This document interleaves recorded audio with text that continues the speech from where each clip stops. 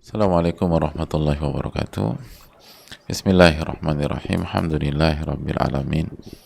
Wa bihi nasta'in ala umuri dunya wa din. Wassalatu wassalamu ala ashrafi anbiya wal mursalin wa ala alihi wa sahbihi wa man sara ala nahjihi bi ihsanin ila yaumidin wa ba'd.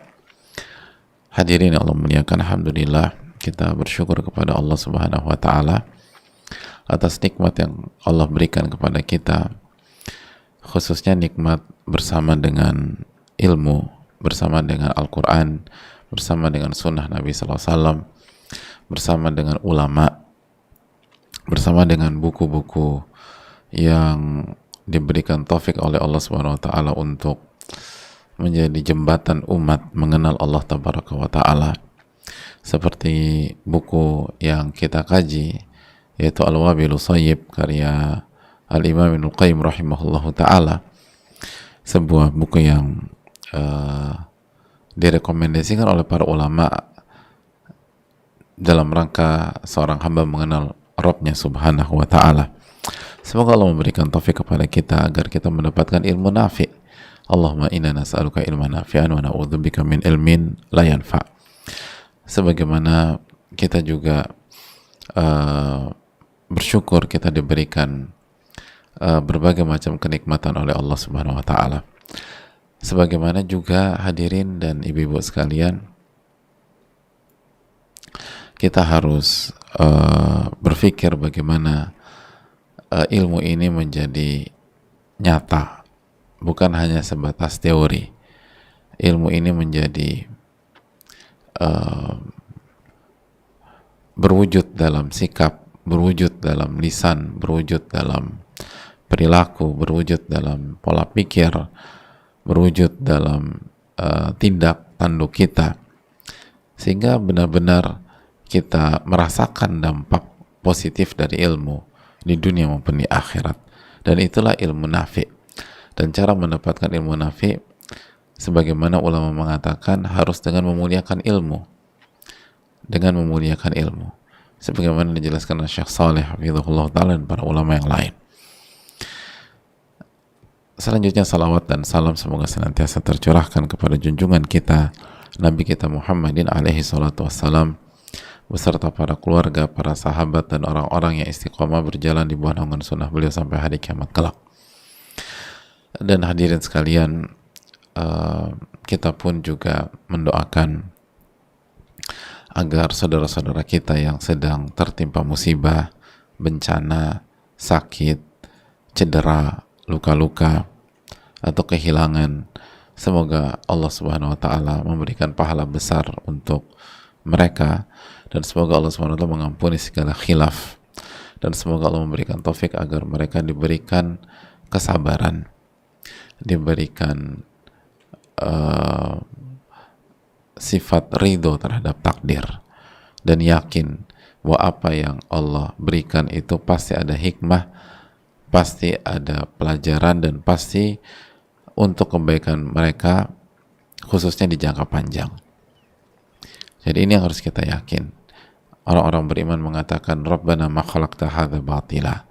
Ya Allah, wahai Rabb kami, Engkau nggak mungkin menciptakan sesuatu tanpa ada alasan, tanpa ada hikmah, tanpa ada pelajaran. Maka semoga saudara-saudara kita yang tertimpa musibah dan bencana dijaga oleh Allah, diberikan taufik oleh Allah Subhanahu wa taala, dan bisa meraih gelar takwa dari pintu kesabaran dan ridho terhadap takdir. Dan sebagaimana juga kita yang tidak diuji dengan ujian mereka, hendaknya mendoakan mereka, mensupport mereka, dan membantu mereka dengan segala kemampuan yang kita bisa lakukan. Dan semoga Allah Subhanahu wa taala memberikan kebaikan kepada kita semua, amin ya rabbal alamin. Hadirin yang Allah muliakan dan ibu-ibu sekalian, kembali kita masuk ke Al-Wabilus Shayyib. Kita sudah menjelaskan tentang bahwa manusia itu diuji dengan 3 hal dalam dirinya. Masih ingat nggak 3 hal dalam dirinya apa saja? Dia akan diuji dengan syahwat, dengan hawa nafsu syahwat. Lalu yang kedua, wal ghadab, dan dia akan diuji dengan sifat marah dalam dirinya. Dan yang ketiga al-ghaflah, lalai. Dan tiga hal ini adalah kelemahan manusia dan pintu masuk syaitan, dari syahwat, dari marah, dan dari kelalaian. Ini adalah masalah internal kita yang harus kita selesaikan dengan pertolongan Allah Subhanahu wa taala. Karena manusia kalau dikuasai oleh syahwatnya, maka akan berantakan. Akan berantakan. Kata Allah, wa kana amruhu furuta. Maka urusannya akan kurang atau akan overdosis. Intinya urusannya akan berantakan. Begitu juga dengan marah. Nabi SAW mengatakan, la taghdab, jangan marah. Karena kalau udah marah, kemana-mana sudah. Makanya para ulama klasik ketika ditanya, apa sih akhlak mulia dalam satu kata? Kata mereka, tarkul ghadab, jangan marah. Kecuali marah karena Allah. Atau marah karena ingin mendidik. Tapi orang tuh harus ngerti kaidahnya. Bukan main marah aja.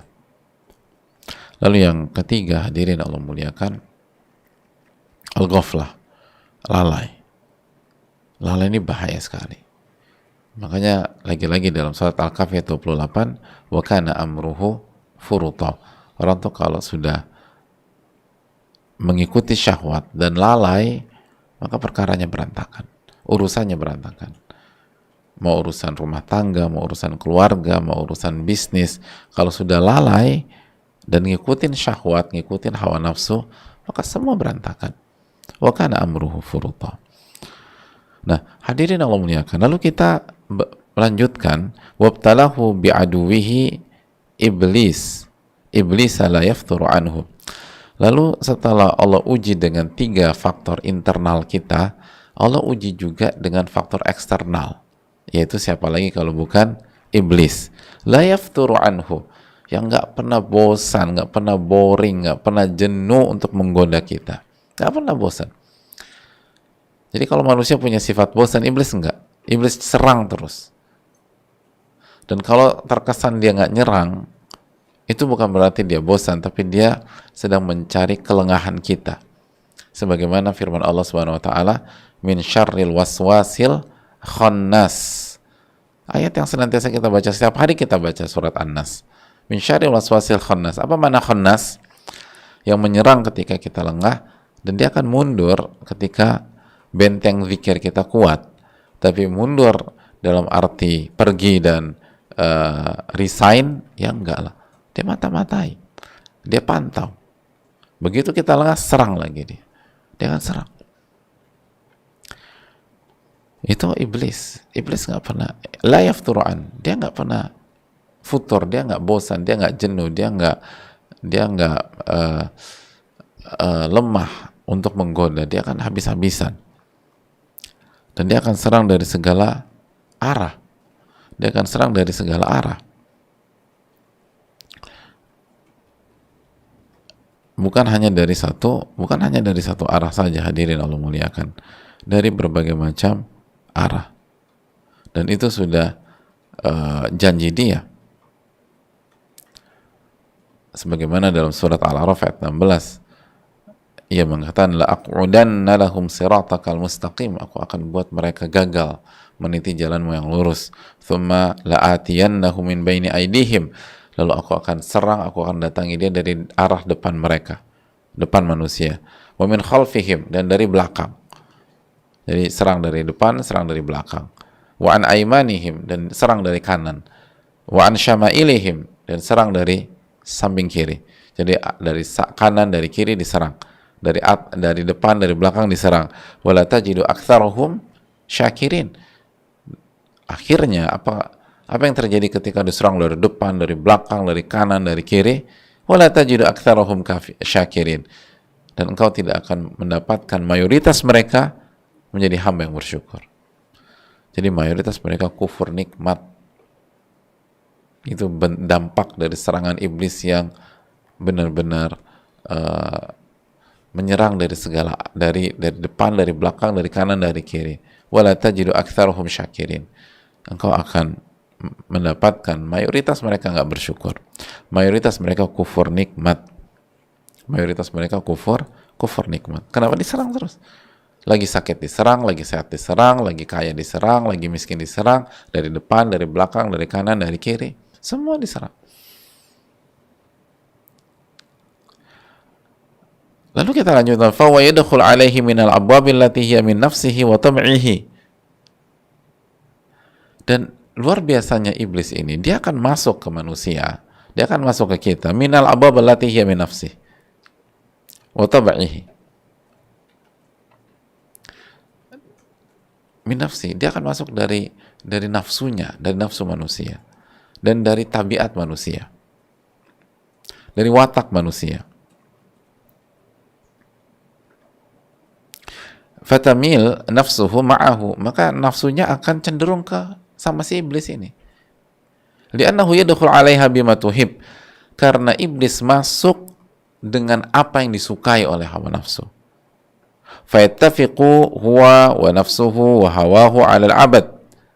Maka kompak nih si iblis, nafsunya dan hawa syahwatnya itu kompak untuk menjatuhkan seorang hamba. Thalathatun musallatuna amirun. Jadi 3 hal ini benar-benar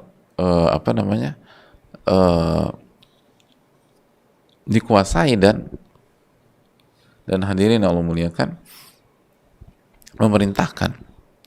Jadi kompaknya luar biasa. Jadi lihat iblis, lalu nafsunya, lalu hawanya, hawa nafsu, syahwatnya. Ini pintu masuk iblis. Jadi perlu kita camkan, iblis menyerang dari pintu yang kita suka. Yang lebih tepatnya, dia akan nyerang dari pintu kesukaan hawa nafsu kita. Hawa nafsu kita suka apa sih? Hawa nafsu kita suka harta, maka dia akan nyerang dari sisi harta. Hawa nafsu kita suka perempuan, dia akan masuk dari sisi itu. Hawa nafsu kita suka popularitas, dia akan masuk dari sisi itu. Hawa nafsu kita suka kekuasaan, dia akan masuk dari pintu itu. Hawa nafsu kita suka makanan, dia akan masuk dari pintu itu.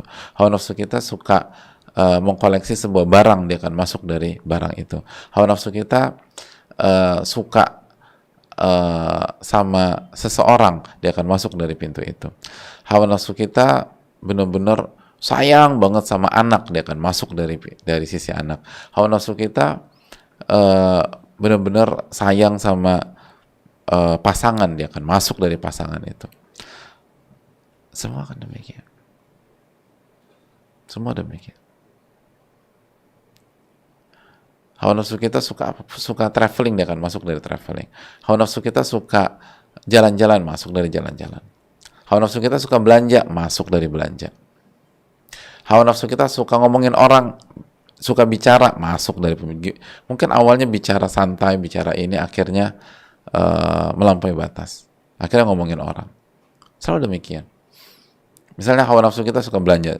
Bukan belanja yang salah ya. Ya harus belanja lah, masa nggak belanja? Gitu loh. Terus kita gimana mau memenuhi kebutuhan? Tapi begitu hawa nafsu kita suka belanja, iblis akan goda yang awalnya belanja sesuai dengan kebutuhan, lalu kayaknya bagus nih, beli. Kayaknya oke nih, beli. Jadi dari kebutuhan jadi akhirnya belanja mubadzir. Hawa nafsu kita suka makan. Awalnya makan memang untuk kebutuhan, untuk menunjang ibadah dan amal soleh. Tapi akhirnya offside, akhirnya melampaui batas. Dan akhirnya hadirin Allah muliakan, tidak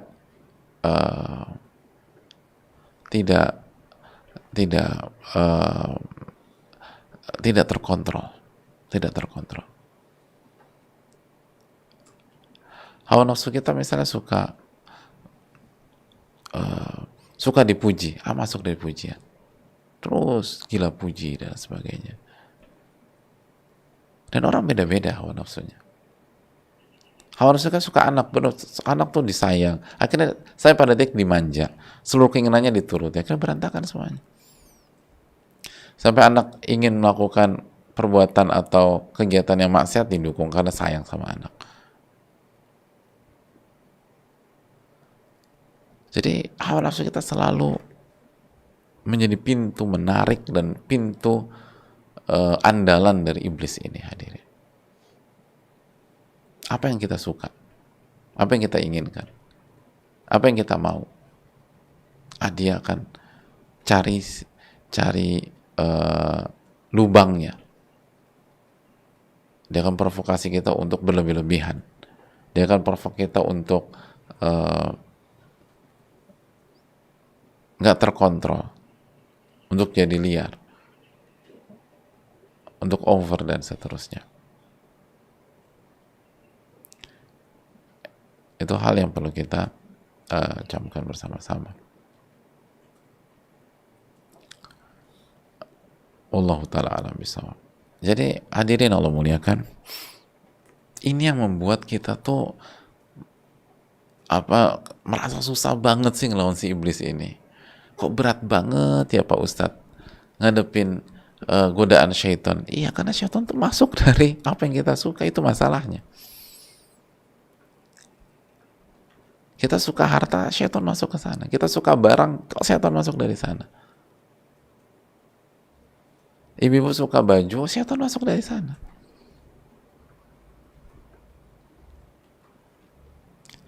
Ada orang suka sepatu, masuk dari sana.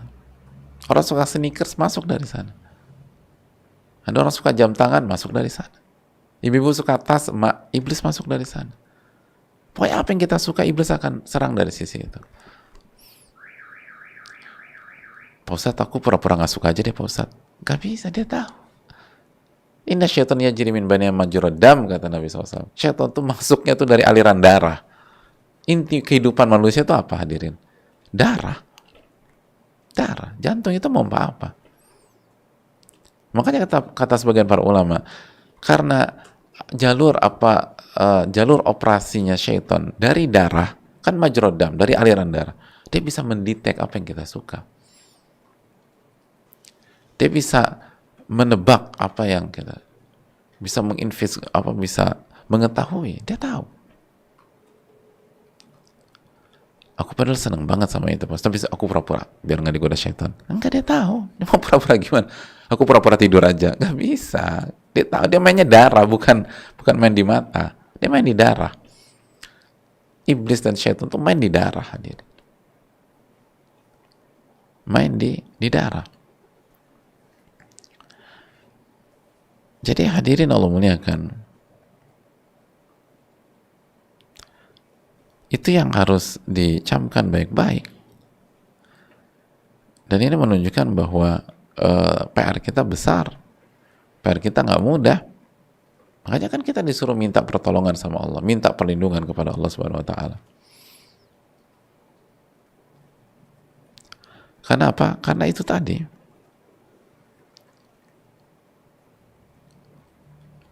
Karena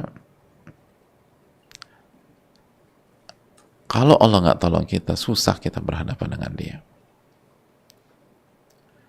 Gimana kita digoda dengan apa yang kita sukai? Kita dirayu dengan apa yang kita sukai. Ya simpel aja lah, simpel ya, analoginya gini. Kalau misalnya kita nggak suka makanan, yang paling antum nggak suka apa? Yang kita paling nggak suka. Kita nggak suka, ibu-ibu nggak suka makan apa? Ibu-ibu nggak suka makan sedikit, suka makan banyak gitu lah. Nah itu kan kalau ibu-ibu tuh suka semua sih kayaknya, kalau ibu-ibu tuh luar biasa. Itu kan misalnya disuruh makan sedikit kan susah gitu kalau yang suka makan banyak, atau yang suka makan banyak disuruh makan sedikit itu susah. Atau misalnya kita nggak suka makan ikan lah, kalau nggak suka makan ikan, dan kalau makan ikan alergi gitu loh. Nah kalau ada orang goda kita untuk makan ikan, kan nolaknya enak gitu loh. Mau dia ngemis-ngemis lah, mau please, enggak, aku nggak suka makan ikan. Nolaknya tuh enak, karena memang kita nggak suka makan ikan. Karena kita memang nggak suka makan ikan. Tapi kalau kita hobi banget makan bakso, itu dirayu sedikit aja, berat nolaknya. Bahkan belum dirayu, itu cuma cerita. Lo tahu nggak? Tadi tuh bakso tadi, itu bakso paling enak sedunia. Sedunia gua maksudnya, gitu loh. Padahal nggak nawarin juga, gitu loh. Oh itu nolaknya susah tuh. Itu paling enak sedunia. Iya, dunia aku, gitu. Kita masih punya waktu nggak sih? Masih ada 10 menit. Bisa muter balik nggak? Itu udah langsung mau ke tukang bakso tadi. Padahal nggak ditawarin juga, cuma cerita aja. Itu bakso paling enak sedunia versi dia. Kan juga dunia macam-macam, ada dunia fantasi, ada dunia dalam berita, ada dunia anak-anak, ada dunia segala macam. Tapi itu udah susah, nolaknya tuh susah. Apalagi kalau diajak. Itu nggak diajak, apalagi diajak. Apalagi kalau bahasa, aku punya ide nih, gitu loh. Ini ada bakso enak banget, kita masih punya 10 menit. Gimana kalau kita makan dulu? Itu udah deh, udah kelepok-kelepok. Apalagi kalau bilang, kita masih punya 10 menit nih. Lu harus coba. Nyesel 7 turunan. Makan bakso ini, misalnya. Jadi itu lebih susah lagi nolaknya. Karena yang digoda itu apa yang kita suka. Tapi kalau kita nggak suka sih, biasa aja. Dan lebih enak nolaknya. Nah, iblis itu goda apa yang kita suka. Dan yang kita suka belum tentu haram loh. Dan bisa jadi halal. Kita suka halal. Kita suka sesuatu dan itu halal. Tapi iblis nanti mainnya di porsi lagi-lagi. Gimana offside? Gimana overdosis? Gimana kebanyakan? Gimana berlebih-lebihan? Gimana mubadzir? Itu mainnya.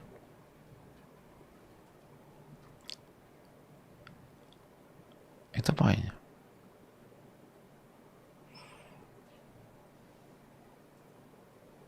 Hadirin Allah muliakan. Oleh karena itu, hati-hati masalah ini. Jangan pernah meremehkan. Syaitan jago banget. Jadi ini kolaborasi mematikan syaitan, hawa nafsu kita dan syahwat kita.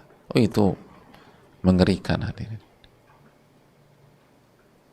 Makanya kata para ulama, Anda nggak bisa lawan kecuali minta perlindungan kepada Allah, kan itu. Itu yang dijelaskan para ulama seperti Al-Imam Ibnu Katsir rahimahullah dan lain-lain. Nggak bisa Anda, karena kelemahan Anda udah terdetek gitu loh. Dia nyerang tuh dari kesukaan kita. Dan bahkan la yaftur. Tadi kan kita bahas keterangan Ibnu Qayyim. Syaitan tuh nggak ada bosan-bosannya, nggak ada capek-capeknya. Pokoknya diserang terus. Orang tuh kalau bertahan kan capek juga hadirin.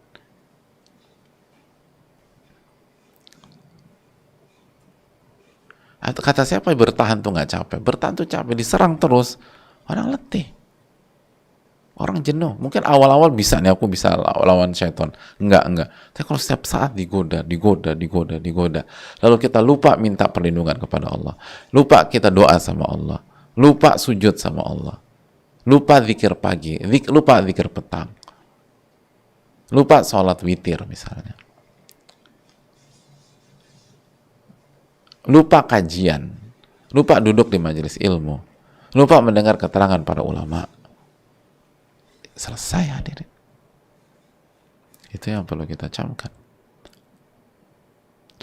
Oleh karena itu, sekali lagi, ini kaidah besar, syaitan menyerang kita dari pintu yang kita suka, sesuai dengan hawa nafsu kita, sesuai dengan keinginan kita, sesuai dengan kesukaan kita. Itu yang diserang. Dan orang beda-beda. Makanya yang digoda nggak sama. Makanya kita tuh salah satu dan juga poin penting bagi kita ibu-ibu juga, jangan gampang menilai, menyimpulkan orang. Khususnya poin konteks kita ketika saudara kita jatuh dalam kesalahan, jatuh dalam kekhilafan, jatuh dalam dosa, yang bagi kita mungkin enggak banget. Kok bisa sih dia jatuh ke situ? Kan itu misalnya ada celotehan, itu kan memalukan. Masa gitu aja nggak bisa? Kalau aku nggak mungkin jatuh kesalahan sekonyol itu. Hadirin, hati-hati. Jangan gampang komentarin orang. Walaupun orang itu salah. Didoakan, diajak baik, disupport. Kenapa demikian? Karena mungkin Anda berpikir Anda nggak mungkin jatuh ke kesalahan dia. Kita berpikir, atau ibu berpikir, nggak mungkin jatuh kesalahan. Kenapa? Karena kesukaannya beda. Dia jatuh dalam kesalahan itu karena itu hobinya, itu kesukaannya, itu syahwatnya, itu nafsunya. Kita syahwatnya mungkin nggak ke sana, nafsunya nggak ke sana, tapi kita punya nafsu dan syahwat ke sisi lain, ke sisi lain. Dan syaitan akan goda kita juga, dan nanti kita jatuh juga. Kalau kita nggak minta pertolongan kepada Allah, kalau kita sombong, ngeremehin orang kan sombong. Batarul haq wa ghamtun nas. Sombong itu apa sih hadirin? Menolak kebenaran dan meremehkan manusia. Masa gitu aja nggak bisa? Masa gitu aja tergelincir? Masa gitu aja tergoda? Anda meremehkan. Coba kita lihat, Anda bisa nggak menghadapi syaitan? Kena juga, jatuh juga. Tapi dengan dalam masalah yang berbeda, dalam kotak yang berbeda. Itu poin.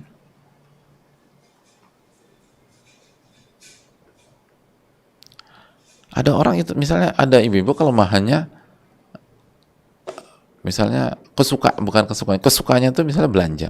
Maksudnya digoda sama syaitan, akhirnya belanjanya overdosis. Terus di komentar sama ibu, itu mubazir, udah ngaji kok masih mubazir, bla bla bla, kok beli yang itu segala macam. Aku sih udah enggak deh gitu. Semenjak ikut kajian, semenjak berubah, aku nggak akan beli A, beli B, beli C gitu. Oke, misalnya anggap saja si fulana, sebut saja Mawar ini, itu tergoda syaitan dalam bab belanja dan tergelincir, memang khilaf. Tapi yang komentarin siapa kira-kira?